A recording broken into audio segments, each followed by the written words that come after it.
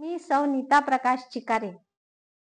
माझे औरंगाबादचे Facebook friend माननीय श्री सुभाषदादा तोंडोळकर यांच्या थोडेसे मनातले ह्या काव्यसंग्रहातील एका कवितेचे अभिवाचन मी करणार आहे. माननीय सुभाषदादा एक प्रथितयश लेखक कवी आहेत.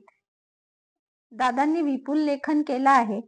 दादांच्या थोडेसे मनातले ह्या काव्यसंग्रहातील एका कवितेचे मी अभिवाचन करणार आहे. कवितेचे शीर्षक आहे अधिष्ठित. अधिष्ठित म्हणजे मान्य केलेले, स्थिर, स्थापन केलेले. कवीने प्रत्यक्ष जगदीश्वराला स्वतःसाठी जगण्याचे, राहून गेलेल्या गोष्टी करण्याचे क्षण मागून घेतले, जे क्षण कायम सोबत राहतील. कवितेचं शीर्षक आहे अधिष्ठित. अजूनही अंगावर शहारा आणणाऱ्या कितीतरी आलापी बऱ्याचशा ताना विरून गेल्या मी न ऐकलेल्या. अजूनही अंगावर शहारा आणणाऱ्या कितीतरी आलापी बऱ्याचशा ताना विरून गेल्या मी न ऐकलेल्या. अजूनही कितीतरी रंगरेषा, बरेचसे तन्मयतेने रंगवलेले कॅनव्हास मी न बघितलेले. अजूनही कमालीच्या नजाकतीचे कितीतरी पदन्यास, अजूनही कमालीच्या नजाकतीचे कितीतरी पदन्यास रंगमंचावर ठसा उमटलेले मी न अनुभवलेले.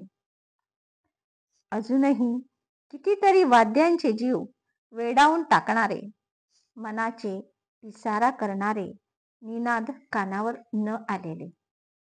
अजूनही कितीतरी निस्सीम ओंकाराची स्पंदने, अजूनही कितीतरी निस्सीम ओंकाराची स्पंदने, आत्मिक सुखद जाणीवांची सकाळ झालेले उच्चार मला न जाणवलेले. अनुभवाचेच राहिले अन बघता बघता संध्याकाळ समीप आलेली. हे जगदीशा, फक्त एक कर, मला ठाम विश्वास आहे हे केवळ तूच करू शकतो. एका क्षणासाठी का होईना मला ती काळीच पिळवटून टाकणारी आलापी, तन्मयतेने ओढलेल्या रंगरेषा, जीव ओवाळून टाकणारा रंगमंची पडलेला एक पदन्यास, मन डोलायला लावणारा तो एक अमृत निनाद, अन दुर्मिळ तुझ्याशीच एकरूप होणारा तो ओंकार कर, निमिषभरासाठी, केवळ एक क्षण. मग बघ, माझाच एक जगदीश झालेला असेल अंतराळात अक्षय अधिष्ठित होण्यासाठी. माझाच एक जगदीश झालेला असेल अंतराळात अक्षय अधिष्ठित होण्यासाठी. धन्यवाद.